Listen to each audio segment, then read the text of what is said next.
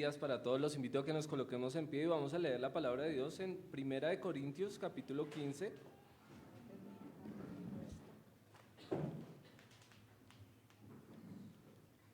Primera de Corintios, primera carta a los Corintios, capítulo 15.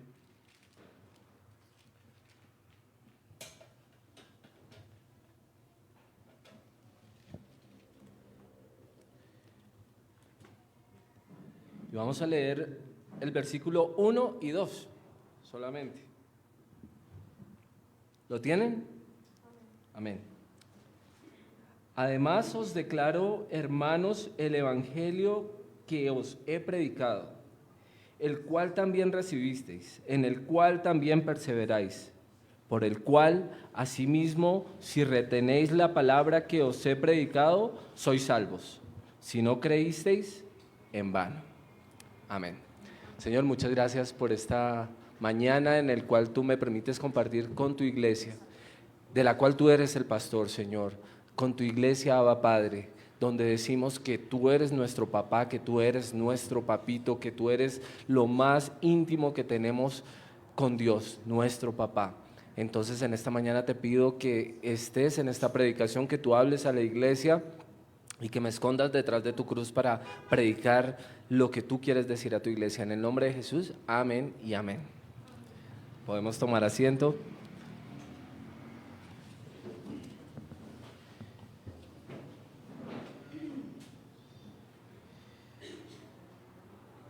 Dame un segundito.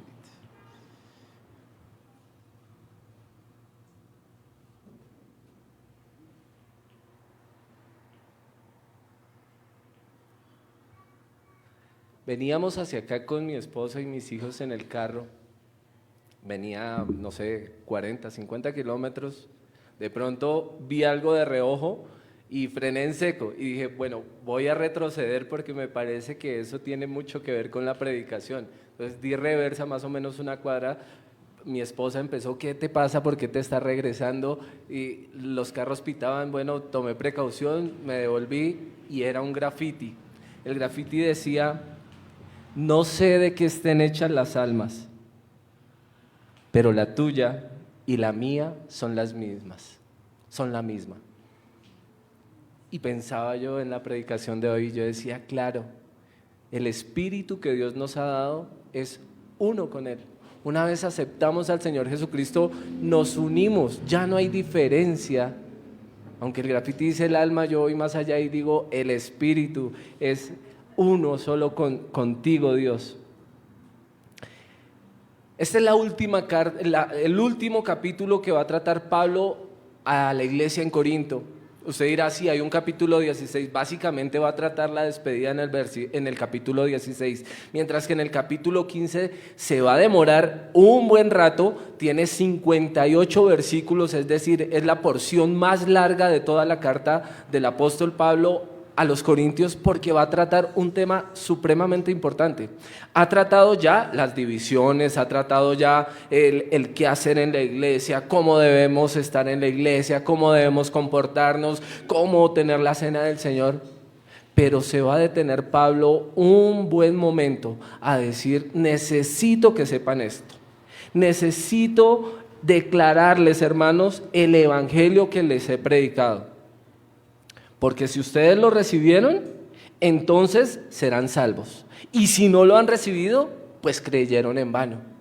Va a tomarse el mayor tramo de la carta de Pablo, de la carta a los Corintios, para tocar este tema. Y dice, si ustedes no creen, si ustedes no retienen esta palabra, no van a ser salvos. Y presenta a continuación el resumen del evangelio. Este es el resumen del evangelio. Si a usted le preguntan qué es el evangelio, este es el resumen del evangelio. Versículo 3.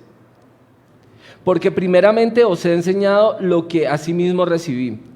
Y ahí viene, que Cristo murió por nuestros pecados, conforme a las Escrituras, y que fue sepultado, y que resucitó al tercer día, conforme a las Escrituras. Punto final, y no hay más. Ese es el resumen del evangelio. Eso es lo que como cristianos debemos ser conscientes y debemos aceptar y debemos recibir. Podemos tener discusiones en cuanto a si el Señor convirtió el agua en vino. Podemos pensar, ¿será que sí resucitó a Lázaro? No importa. Podemos pensar, ¿será que sí alimentó 5,000?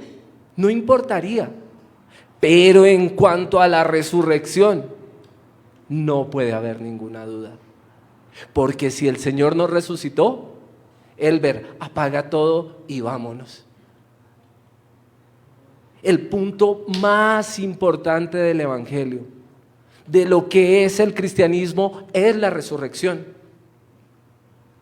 Todas las religiones tienen un porqué en el después de la muerte. La predicación del día de hoy se llama ¿y después de la muerte qué? Recuerdo que don Álvaro tiene en su oficina un cuadro muy bonito de la cultura egipcia que habla del, ¿cómo se llama? Del libro de los muertos, ¿no? Y entonces ellos, por ejemplo, tienen ahí como el proceso de lo que creían los egipcios acerca de la muerte. Por eso la construcción, bueno, el último debate es que las pirámides en realidad no son tumbas, sino que eran como una especie de templo. No sé, pero el hecho es que ellos sí se preocupaban mucho por la tumba, por preservar ese cuerpo que estaba ahí. Hay momias, don Álvaro, ¿de cuántos miles de años? ¿3,000? ¿Usted que le gusta la cultura egipcia? 3,000 años, 4,000 conservadas ahí. Tutankamón creo que fue la última momia que se encontró, y se encontró en perfecto estado. ¿Y por qué? Porque les preocupaba el qué iba a pasar después de la muerte. Nuestras culturas indígenas acá en Colombia, estamos hablando de Egipto al otro lado del mar, estamos hablando de Colombia, las culturas muiscas, inclusive sin conocer nada de religiones, ellos esperaban que ocurriera algo de la muerte, algo después de la muerte. Otras culturas dicen, no, morimos y entonces tenemos que pasar por un proceso de reencarnación. Es decir, si hicimos las cosas mal, entonces morimos, pasamos otra vez a otro cuerpo, si la volvimos a embarrar, pues volvemos a pasar a otro cuerpo. Yo creo que si la reencarnación fuera cierta, no terminaríamos de saltar de cuerpo en cuerpo, porque nunca nos vamos a perfeccionar bajo ese pensamiento. Pero en cuanto al cristianismo nos diferenciamos en algo de todas las religiones, y es que hubo un hombre, el cual es el Verbo de Dios, vino a esta tierra, venció la muerte, y la muerte no lo pudo retener. Y yo diría, amén. Porque con esa resurrección, con ese vencimiento de la muerte, nosotros ahora somos partícipes de esa resurrección. Pero me estoy adelantando a la prédica. Ese es el resumen del Evangelio. Cristo murió por nuestros pecados, Cristo fue sepultado y resucitó al tercer día. Dice ahí, conforme a las Escrituras, versículo 3 y 4, versículo 3 y 4, para que los tengas ahí. Luego Pablo empieza a obtener unas evidencias acerca de esta resurrección. Le dice, si lo más importante de nuestro evangelio es que el Señor murió, resucitó, o sea, murió, fue sepultado y resucitó, entonces tengo unas evidencias para ustedes. Tengo unas evidencias para ustedes, Corintios, y para ustedes, Abba Padre. En versículo 5 empieza con la primera evidencia y dice, es que se le apareció a Cefas, es decir, a Pedro. Pedro es principal en la iglesia. Aunque entre Pablo y Pedro había una pequeña discordia, en cuanto a Cristo se reunían. En cuanto a Cristo no había división, porque sabían que ese era el mensaje perfecto. Y por eso Pablo lo incluye en su carta como testimonio, como evidencia, y dice, es que el Señor Jesús cuando resucitó se le presentó a Pedro, pero no para ahí, después se le presentó a los 12. ¿Y cómo lo vieron? ¿Y con qué cuerpo lo vieron? Después de Pedro, después de los 12, se le apareció a 500 personajes, a 500 personas. Y dice más o menos, es decir, que podrían ser más. Pablo dice que para ese momento, es decir, más o menos el año 50 después de Cristo, algunos están vivos. Aunque otros han muerto, aunque unos ya han muerto, otros están todavía vivos. ¿Qué significa esto? Que Pablo está diciendo, vayan y pregúntenles. Recuerden que la iglesia tenía un enemigo fuerte, un enemigo, digo, en cuanto a contienda, que era los judíos. Y si Pablo les está diciendo, aquí hay 500 a los cuales les pueden preguntar, pues póngase, no usted hoy, póngase usted en ese momento. Lo que más le interesaba al judaísmo era desvirtuar que la resurrección de Cristo era falsa. Hubieran ido a buscar, a preguntar, y si hubieran obtenido un testimonio falso, lo habrían escrito, pero no fue así. Y Pablo se los está presentando y le está diciendo más de 500 personas, y ahí está Pedro. ¿Y saben qué? No solamente se le apareció a Pedro y a 500 y a los 12, sino que se les apareció a Jacobo. ¿Y qué pasa con Jacobo? Que era el hermano de Jesús. ¿Y qué pasa con los hermanos de Jesús? Que los hermanos de Jesús no creían. Es una evidencia fuertísima que Pablo mencione, es que el hermano de Jesús ahora cree. Porque dentro del pueblo judío sabían que los hermanos de él, usted podrá ver en los evangelios, si alguien me busca ese versículo por favor, donde dice que no le creían a Jesús, que sus hermanos como que le decían, ya cállate. Creería que es Marcos por ahí, pastora, si lo encuentra mientras sigo acá.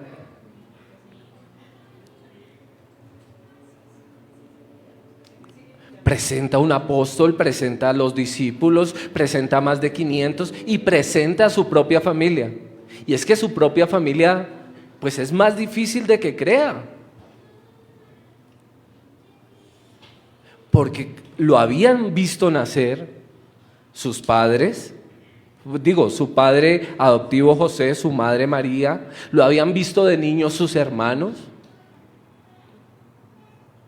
Habían visto que una vez se perdió y que María tuvo que regañarlo.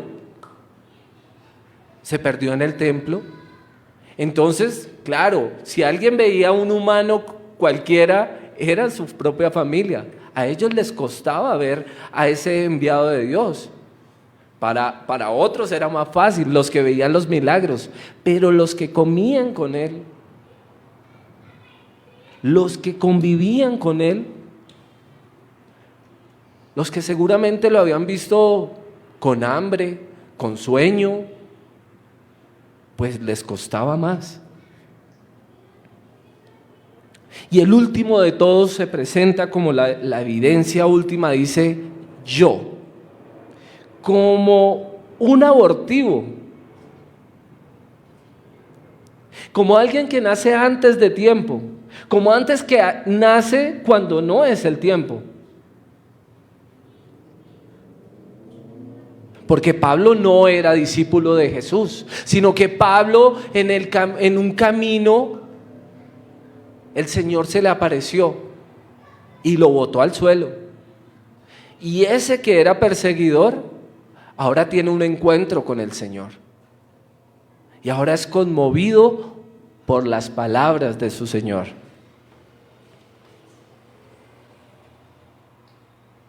El versículo 9 dice, porque yo soy el más pequeño de los apóstoles, que no soy digno de ser llamado apóstol, porque perseguí a la iglesia. Y esta es otra evidencia contundente del mensaje. Y es que Pablo era un perseguidor.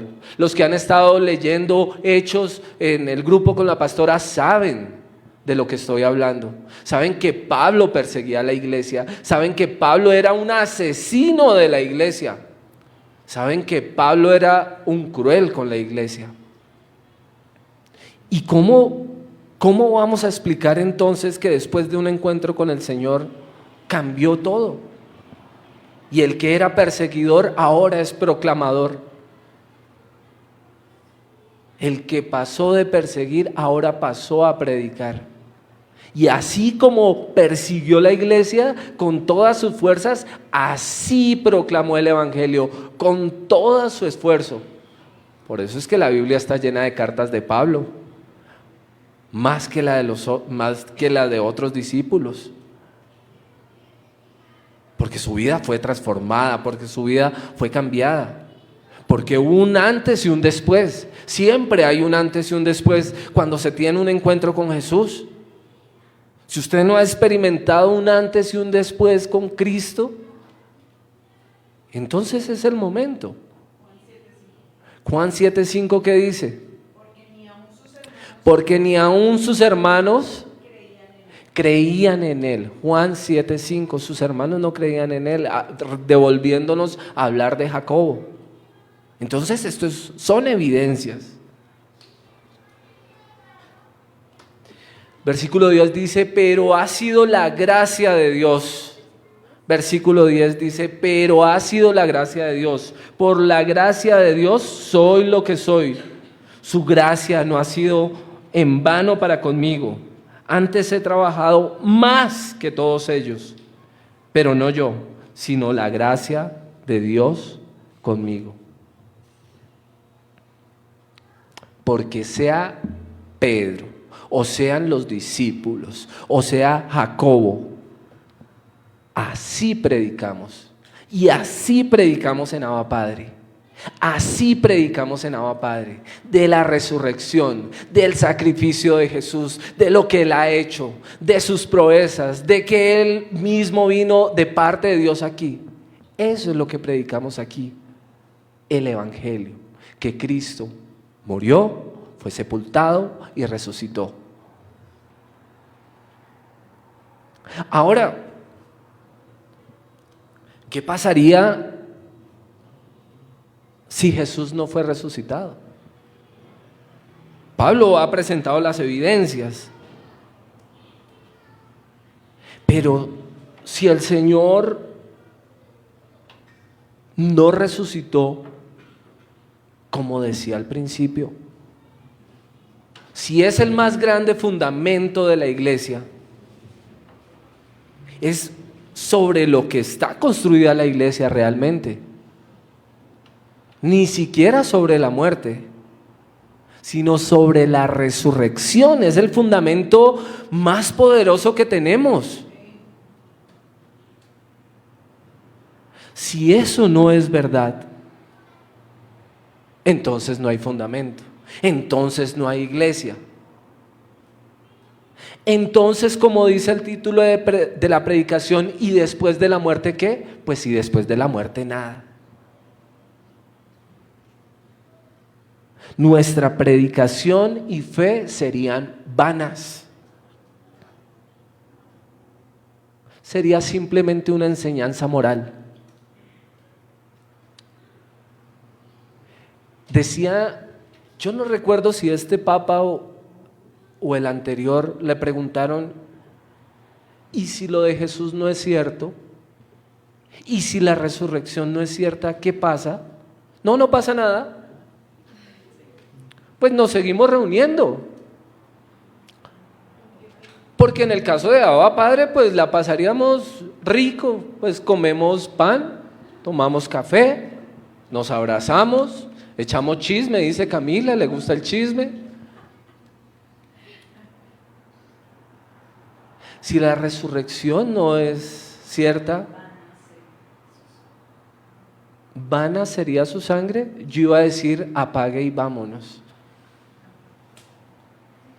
Es el fundamento, es sobre lo que está construido, como dice Pablo, el edificio, la casa, es la piedra angular, es la piedra que otros edificadores desecharon, esa es nuestra piedra angular sobre la cual está construida nuestra fe.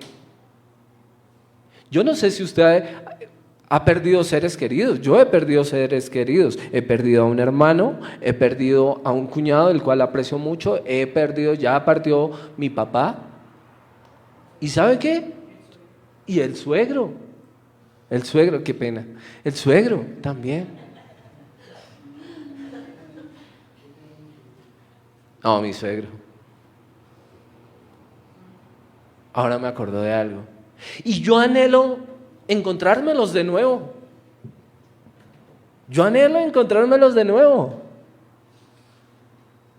Sería hermoso encontrarme de nuevo con aquellos que han partido. Recordábamos un sueño el sábado. Y la predicación pasada hablé de sueños, esta también. Yo no soy soñador, no creen que me la paso soñando. Me la paso durmiendo, dice. Elber me llama y ¿qué? ¿Está durmiendo? No. Me levanto a las 5 de la mañana y me acuesto a las 11. Cuando mi suegro estaba enfermo, don Orlando, tuvo un sueño. Y él estaba enfermo. Yo no soy, como digo, yo no soy de verdad de decir sueños ni de contar. Pero por alguna situación se me permitió tener un sueño en el cual era un lugar lleno de gente, abarrotado de gente. Y yo me acerqué, salíamos de la iglesia, ya se habían montado al carro mi suegra, mi suegro,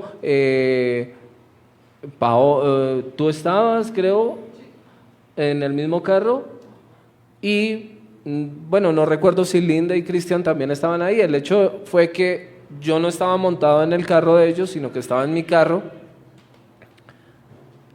Y yo dije, yo tengo que contarle lo que soñé anoche. Y me bajé del carro, o sea, yo ya también me había montado en el carro, me bajé del carro y me fui. Yo les dije, esperen un momento. Yo anoche tuve un sueño en el cual vi un lugar lleno de gente. El lugar era, pues, inmenso, estaba abarrotado. Y en el centro había un féretro, un cajón, un ataúd. Y yo sabía, me tocaba decirle, porque pues ese era el sueño. Yo le dije, usted entiende que en los sueños uno como que tiene varias realidades paralelas, ¿no? Dentro de un sueño uno como que puede tener varias realidades de estoy aquí pero estoy allá, ¿sí? Me puedo ver como en dos sitios al mismo tiempo. Y entonces mi suegro estaba a mi lado en el sueño, pero a la vez conscientemente yo sabía que estaba dentro del ataúd. Y yo le dije, don Orlando, yo no le decía suegro, sino yo le decía don Orlando. Yo le decía, don Orlando, en el sueño, ¿no? Yo le decía, pues, ahí está usted. Y toda esta gente vino a estar con usted. Y él siempre me decía, hermano. Entonces me decía, no, hermano, tranquilo, yo no estoy muerto. Tranquilo, yo estoy vivo, no, aquí estoy, mírame. Ese fue todo el sueño. Y mientras se lo contaba a él, claro, yo jugaba en lágrimas, pues porque yo sabía que era de parte de Dios.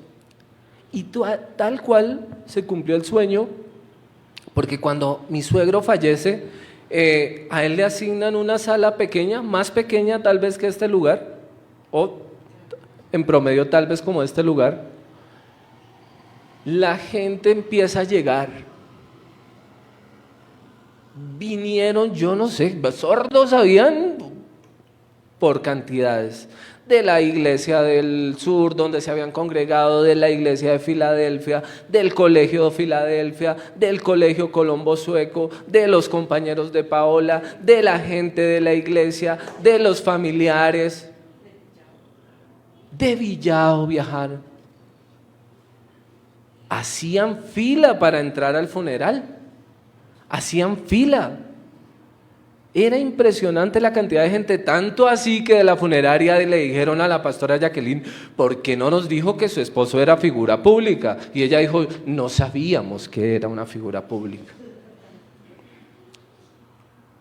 Yo tenía algo para decir ese día que no me dejaron, siempre me va a quedar la espina que no me dejaron hablar. En su funeral voy a hablar, bueno, que quede constancia que yo voy a hacer el funeral aquí de la pastora. Queda grabado en redes sociales. Lo que yo iba a decir ese día era que toda esa multitud que estaba en ese lugar, igual a la que había tenido en el sueño, estaba ahí por una razón. Porque ese que ya no estaba en el ataúd, pues ahí yacían los huesos y su carne, alguna vez les había dicho: Cristo te ama, Cristo murió por ti, Cristo resucitó, venció la muerte y tú estarás con Él algún día también resucitando. Todos los que estaban ahí, esa era su conexión con Orlando Briceño. Incluso la familia, porque la familia que fue, no fue por familia, fue porque ellos como pareja se dedicaron a predicarles el evangelio. Y sobre problemas aún familiares, allá estaban. ¿Por qué? Porque había un lazo de conexión. Cristo Jesús. Amén. Entonces Pablo dice: ¿y si no hay resurrección, qué? En el versículo 13 dice: porque si no hay resurrección de muertos, tampoco Cristo resucitó. Ahora, porque esto va en doble sentido. Esto es como una vida de doble carril. Si uno va para allá, el otro viene para acá. Si Cristo resucitó, yo resucitaré. Si Cristo no resucitó, yo no resucitaré. Y no hay esperanza. Y se acabará. Pues queda la opción de reencarnar en vacas o en lombrices, pero no quiero. Prefiero la gloria que promete el Señor Jesús. Prefiero la gloria. 14. Y si Cristo no resucitó, vana es entonces nuestra predicación. Si Cristo no resucitó, vana es mi predicación en esta mañana. ¿Qué significa vana? ¿Qué significa vana? ¿Qué significa vana? ¿Qué significa vana? ¿Qué es una vana predicación? Yo no sé si usted alguna vez ha echado lentejas en agua. Las lentejas o los garbanzos o los frijoles secos hay que echarlos desde el día anterior en agua, ¿cierto? Para que estén blanditos al otro día. Pero usted no ha visto que hay unos que deciden quedarse en la parte de arriba del agua.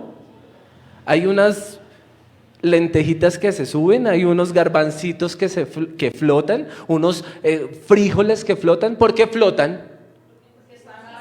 Porque están vacíos. Porque son solo cáscara. No sirven. Si usted no sabe, no hay que, esos, cuando usted cocine lentejas o garbanzos o frijoles, los que flotan, no los eche a la olla. No, esos usted los saca y los desecha. La pastora los echa a cocinar. Dios mío.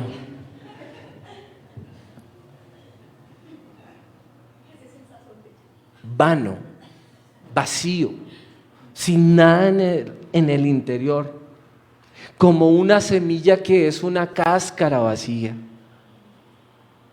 El evangelio sin la resurrección es eso, una lenteja que flota y no sirve. Esto hay que mirarlo en dos sentidos, porque si en las iglesias hoy se está predicando de otra cosa, son lentejas flotando. Cada iglesia en el cual el nombre de Cristo es el que reina, debe predicarse la muerte, la sepultura, la resurrección y el reinado en el trono de Jesucristo. Amén, amén. Eso es lo que se debe predicar. Eso es lo que se predica.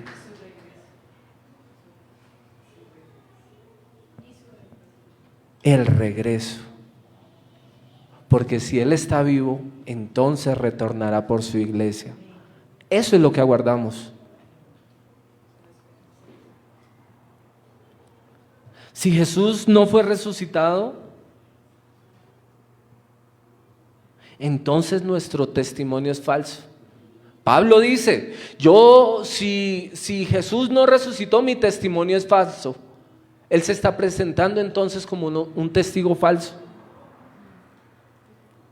Cuando Pablo se presenta así, dice, yo soy un testigo. O sea, si ustedes dicen que la resurrección no existe, yo soy un falso testigo. ¿Sabe qué le pasaba a los falsos testigos? La muerte. La muerte.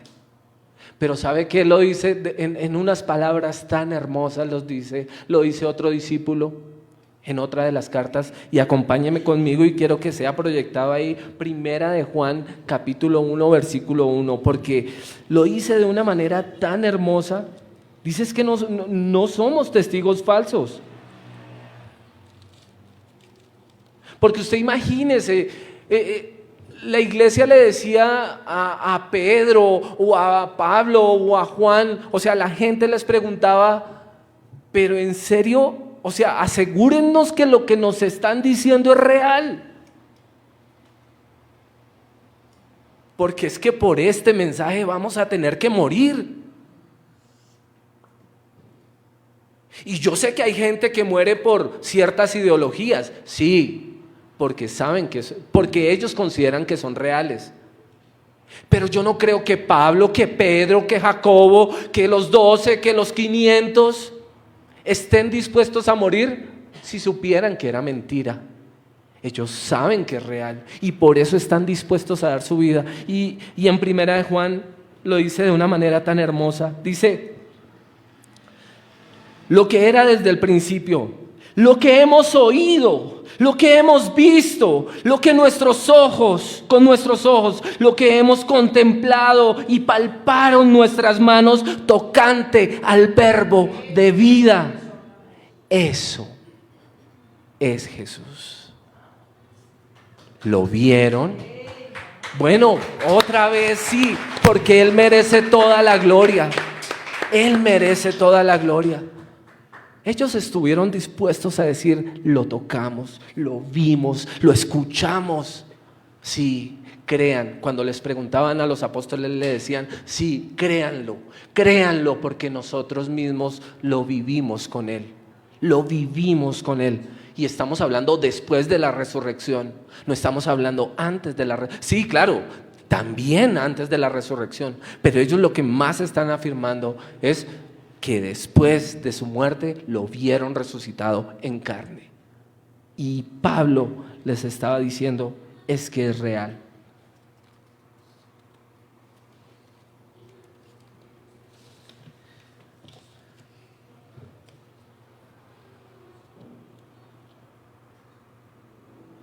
¿Cuál es nuestra esperanza entonces? ¿Cuál es la certeza que tenemos? Que si Cristo resucitó, que si el mensaje que ha llegado hasta este día es fiel, nosotros también tendremos resurrección. Nosotros también nos encontraremos con aquellos que amamos y que partieron de esta tierra y que están como en un sueño, pero que un día despertarán ellos. Y despertaremos nosotros si es que Él no vuelve cuando estemos vivos. Más adelante Pablo va a hablar de eso y nos volveremos a encontrar.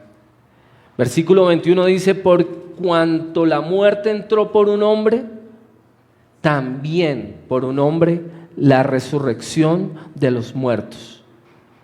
Porque así como en Adán, versículo 22, porque así como en Adán todos mueren, también en Cristo todos serán vivificados. Preste atención aquí y muy atento a esto. Es decir, que la muerte de Cristo sirve para toda la humanidad. Acá lo está diciendo. También en Cristo todos serán vivificados. Ojo, atención. ¿Cuál es nuestra unión con Adán?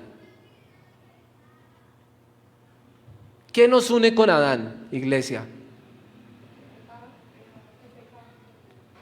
El pecado y ¿qué más? El espíritu muerto y ¿qué más? Y la carne y la creación. Nuestro lazo con Adán, nuestro vínculo con Adán es la carne, el pecado, la desobediencia. Así como Adán pecó, todos vinimos a pecar. Así como Adán murió en su espíritu, así nosotros morimos en nuestro espíritu. Ahora, si dice ahí que en Cristo también todos serán vivificados, no es todos como medida absoluta. Hay que tener un vínculo con Cristo, porque si con Adán hay un vínculo, que es la carne pecadora, el material de esta tierra, nosotros estamos hechos de agua, hierro, potasio, fósforo. ¿Quién me ayuda con algo más? Fósforo, ya, calcio, ¿cómo? Vitaminas, pero las vitaminas, bueno, colágeno, bueno, todo eso pertenece a esta tierra. Ahí no hay ningún vínculo divino. Necesitamos, para que este versículo haga efecto sobre nosotros, que haya un vínculo con Cristo. Si en Cristo todos son vivificados, entonces necesitamos un vínculo con Él. ¿Cuál? Que lo hemos aceptado, que hemos creído el mensaje del Evangelio, que hemos aceptado su redención, que decimos sí, necesito tu perdón, que decimos sí, dependo de tu gracia para ir al cielo. Esto en realidad no de nosotros, porque Dios se dio como primicias a nosotros y nosotros solamente tenemos que disfrutar de ese regalo, el cual es la salvación y la vida eterna que nos ofrece el Señor Jesús. Amén. Amén. Primera de Tesalonicenses, capítulo 4, versículos 16 y 17. Porque ahora Pablo en el versículo va a tratar cómo va a ser el orden de la resurrección. Y dice, es que Cristo es las primicias, pensando en aquello que se ofrecía como primera ofrenda de la cosecha de trigo, podría ser, comparando las dos cosas. Y dice, es que Cristo ha sido puesto como primicias de la resurrección, es el primero, es la primicia, pero ahora venimos nosotros. Primera de Tesalonicenses capítulo 4 versículo 16, voy a leerlo ahí porque no lo busqué. Porque el Señor mismo con voz de mando, con voz de arcángel y con trompeta de Dios descenderá del cielo. Esta es la película más hermosa, pero no una película, digo fantasía, sino real. Va a sonar como una trompeta. Sordos, no se preocupen, Él es Dios y Él hará que ustedes escuchen la trompeta. No se preocupe. Amén. Y con trompeta de Dios descenderá del cielo y los muertos en Cristo resucitarán primero. Aquellos que murieron teniendo la fe, la esperanza de que un día serían levantados, serán levantados. Versículo 17. Luego nosotros los que vivimos, es decir, iglesia, que si usted está vivo en carne y regresa el Señor Jesús, los que hayamos quedado seremos arrebatados juntamente con ellos en las nubes para recibir al Señor en el aire, y así estaremos siempre, siempre, una eternidad, sin tiempo, sin espacio, sino para siempre con el Señor. Yo quiero estar ahí. Yo no sé si usted quiere estar ahí, pero yo quiero estar, yo anhelo estar ahí. Y ustedes van a escuchar la trompeta.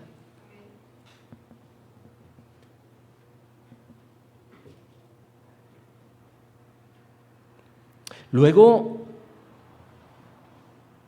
dice, Pablo dice, es que el Señor Jesús destruyó la muerte.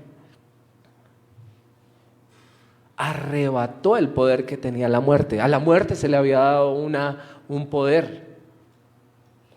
Pero cuando Jesús muere, imagínese, yo no sé si usted vio la película de Narnia, véanse la película de Narnia, tienen que verla ahí. Si no quieren ver La Pasión de Cristo, pues si quieren ver Narnia y les gusta más ficción, pues vean Narnia. ¿Sí? ¿Quién ha visto Narnia? Cuando el león muere, Aslan, creo que se llama Aslan. Cuando muere Aslan, está sobre una piedra, figura de Cristo, sobre un altar, sí. Pero de pronto el altar se quiebra. Y usted imagínese que como si la muerte, imagínese que la muerte es un personaje con manos tratando de decir: usted ya está muerto, usted es mío. Pero no voy a hablar de Aslan, voy a hablar del Señor Jesús. La muerte está tratando de retener a Jesús. Pero el Señor Jesús dice: no, mi carne no es la de Adán. Y ahora te venzo, muerte. Y ahora te venzo, muerte, y eres destruida. Y ahora ya no tienes potestad, ni conmigo, ni los que creen en mí, ni los que van a creer en mí, ni los de Abba Padre, ni sordos, ni oyentes. No tiene potestad, porque los que murieron en Cristo Jesús, un día con Cristo Jesús resucitarán, y resucitaremos o seremos llevados juntamente con Él a las nubes. Apocalipsis 20, versículo 14.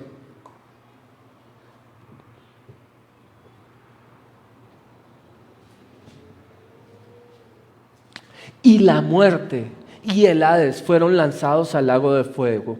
Esta es la muerte segunda. ¿Sabe qué es morir eternamente? O sea, si la muerte eterna fuera que simplemente como que se apagara nuestro fuego, por decirlo así, pues sería llevadero si simplemente todo terminara. Pero lo que significa la muerte eterna es separación eterna de la gloria de Dios.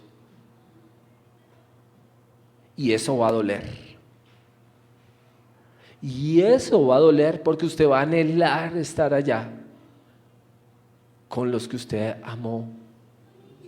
Porque usted va a anhelar, ¿sabe qué? Ni siquiera por los que usted amó, por la gloria inmensa que irradia el Señor Jesús, su rostro resplandeciente, la paz que usted sentirá, el gozo que usted sentirá estando ahí cerca de Él. Eso es la muerte eterna, no disfrutar de esa gloria. No disfrutar de esa gloria. Usted vivir muerto será vivir separado de Jesús. Consciente, diciendo: pero ¿por qué fui tan bruto? Y no acepté al Señor Jesús. ¿Por qué me quedé fuera? ¿Por qué me quedé fuera? Y así va a terminar la carta Pablo diciendo: oiga, si ustedes creen esto, ya vamos para allá. Yo no sé si usted ha caído en cuenta de algo. Quiero retroceder un poquitico. En versículo 1 dice: si se predica a Cristo. En versículo 3 dice que Cristo murió. En versículo 12 dice: pero si se predica a Cristo. En versículo 13 dice: pero tampoco Cristo. 14 dice: si Cristo.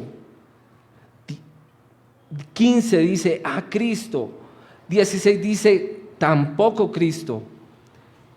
Si Cristo, versículo 17, en Cristo, versículo 18, en Cristo, versículo 19, en el 20 dice: Cristo ha resucitado. Versículo 22 dice: en Cristo. En el 23 dice: Cristo.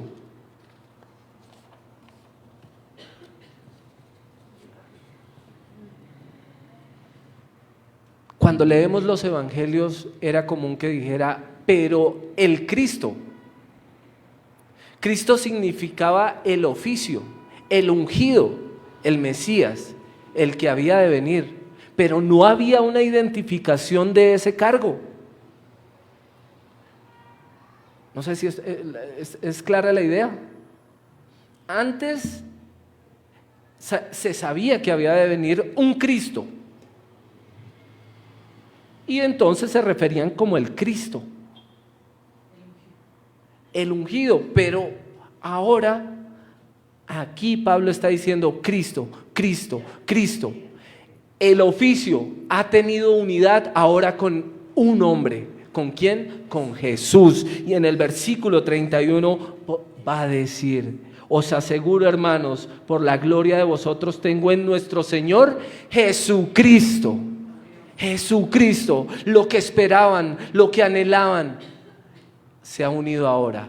Cristo y Jesús. Y ahora hay unidad entre el oficio y con el que debía hacerlo. La labor del Cristo y quien la cumplió, Jesús, el Cristo, Jesucristo. Ahora uno, ahora hallamos al Mesías, ahora hemos visto al Mesías, ahora tenemos a Cristo en nosotros. Pablo dice: por este que yo he creído, por este que yo creo que ha resucitado, batallé en Éfeso. Es decir, he tenido peleas, he aguantado hambre. Estoy dispuesto a hacer lo que sea. Estoy dispuesto a hacer lo que sea por llevar tu evangelio. Pero entonces, ¿es falso? No. No, iglesia de Corinto, decía. No, iglesia, Abba Padre. Es real, es real. Y para nosotros debe ser real. Y nosotros debemos estar dispuestos a llevar este mensaje. Yo no sé si sobre la iglesia, si nosotros alcanzaríamos a ver la persecución para aquellos que tengan el nombre de Cristo. Pero si el último tiempo, y hablo del último, llega mientras estamos vivos, nos costará la vida decir que Cristo resucitó. Nos costará la vida. Y no sé si estemos dispuestos. Me gustó eso que hiciste. ¿Cómo es la de tú, el de gafitas? ¿Cómo es? Oscar. Cuando yo dije, ¿y si tenemos que morir por esto? Hizo de una. Porque lo que hemos visto, lo que hemos tocado, lo que hemos oído, es Cristo. Es real en nuestras vidas y nosotros estamos dispuestos a decir: sí, Jesucristo es el Señor, yo vivo por Él y viviré eternamente con Él y estaré juntamente con Él. Amén, amén. Usted se preguntará: ¿y cómo va a ser la resurrección de esta carne? Pues ya le dije que su carne y sus huesos pertenecen a esta tierra. De alguna manera sabremos la identificación en ese resucitar, pero no puede ser esta carne, no pueden ser esas rodillas, pastora. Sus rodillas no pueden ser, están fregadas esas rodillas, no pueden entrar en el reino de los cielos. Elber, sus rodillas no pueden entrar. Sus muelas, los que ya las tienen dañadas, no pueden entrar en el reino de los cielos. No, pues es que para mí ese no es un daño, ese es otro idioma. Pero ustedes entenderán claramente al Señor. Ustedes escucharán perfectamente al Señor. Allí no habrá nada. Allí habrá solamente perfección. Perfección. Todo será nuevo. Es que lo que nos va a decir, ¿cómo va a ser? Pues el versículo 42 dice: se siembra en corrupción, es decir, cuando a usted lo entierran en ese cajón, en el funeral, allí cuando sus familiares están diciendo: brille para él la luz perpetua, dale, Señor, el descanso eterno, brille para él la luz perpetua, esa es corrupción. Pero resucitará en incorrupción, en algo que ya no se corrompe. El versículo 43 dice: se siembra en deshonra, es decir, feo, débil, desmembrado. Algunos habrán perdido partes porque, por ejemplo, el que sufre de diabetes, con el tiempo hay que amputar alguna de las partes pues para poder sobrevivir. Si alguien pasó por un proceso de cáncer, seguramente hubo que extirpar algún órgano. Lo que vivimos en la carne es realmente terrible, duele. Pero allí ya no habrá deshonra, sino que resucitaremos en gloria, con todo el esplendor. Yo no sé si ustedes vieron esta semana la foto de Leonardo, el esposo de Linda. Chismosé en las redes sociales de él. Está Leo es terapista respiratorio y se está preparando para asistir en urgencias en UCI, ¿cierto? En unidad de cuidados intensivos. Entonces salía en una fotografía con un pulmón artificial, soplándolo, ¿sí? ¿O qué estabas haciendo? ¿O lo ibas a soplar? Lo ibas a conectar al ventilador. Y por ejemplo, en el caso de los pulmones de un fumador, son negros, ¿no, Leo? Eso se pone negro, el pulmón del fumador. Recuperar un pulmón cuesta. Después de que se deja de fumar, en algún momento ya hasta es mejor siga fumando. Ya no hay reversa. Pero ¿sabe qué? Si usted cree en el Señor Jesús, ese pulmón negro ahora será rojo, hermoso, con una carne perfecta, con unos cartílagos en rodillas perfectos, con una dentadura perfecta, sus dientes, ahí sí con diseño de sonrisa perfecto. Eso es hermoso, pero ¿sabe qué es más hermoso? Disfrutar de la gloria de Dios, porque esa hermosura que nos dé Él, ahí sí van adelante de lo que Él será, de su esplendor, de su gloria, es el reflejo. Nuestra hermosura será el reflejo de la mayor hermosura, que es la que se irradia desde el trono que está sobre toda principado y potestad, que es el trono que le pertenece al Señor Jesucristo, Señor nuestro y de la iglesia.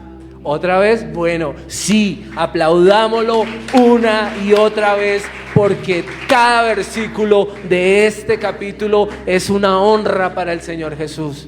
Eso es honrar al Señor Jesús. Hablar de esto, yo no sé por qué las iglesias se enredan hablando de otras cosas, cuando el evangelio, la palabra es tan hermosa.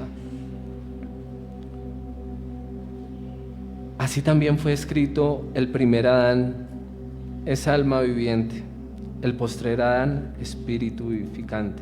El primer hombre es de la tierra, pero el Señor es del cielo. Y así como hemos traído la imagen terrenal, traeremos la imagen espiritual. Tendremos un cuerpo espiritual. Tenemos la victoria en Cristo. Tenemos victoria sobre la muerte. Ahora nuestro Señor Jesucristo reina y vive. Yo lo invito a que nos pongamos en pie. Y le pido a Elber que ponga el versículo 58 en la pantalla.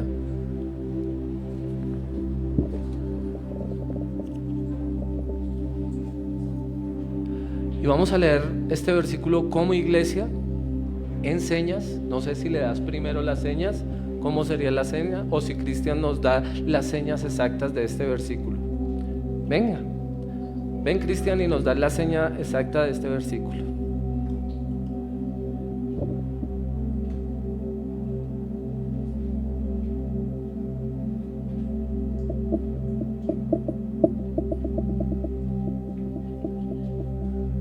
Somos morada de Él.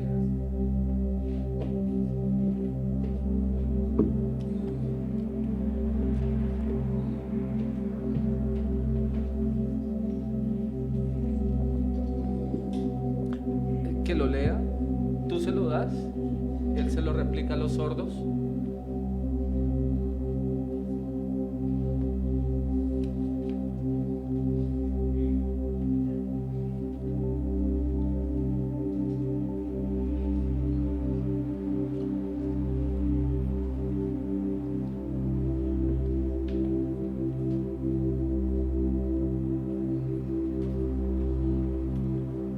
Vamos a leerlo al tiempo. Los oyentes, quiero escucharlos, y los sordos hagan la seña. Así que, hermanos míos amados, estad firmes y constantes, creciendo en la obra del Señor siempre, sabiendo que vuestro trabajo en el Señor no es vano. Una vez más, así que, hermanos míos, perdón. De nuevo, vamos. Así que, hermanos míos, estad firmes y constantes, creciendo en la obra del Señor siempre, sabiendo que vuestro trabajo en el Señor no es vano. Si ustedes creen en la resurrección del Señor Jesucristo, usted tendrá resurrección. Pero mientras llega ese día, permanezcan firmes, permanezcan constantes en las cosas de Dios. ¿En qué? Congregándonos, alabando, predicando el mensaje, siendo iglesia, apoyándonos unos a otros, abrazándonos unos a otros, diciéndole: haz de mí un altar, haz de mí que mi vida sea tu morada. Y nosotros como niños mirando el resplandor de su gloria y disfrutando de su presencia.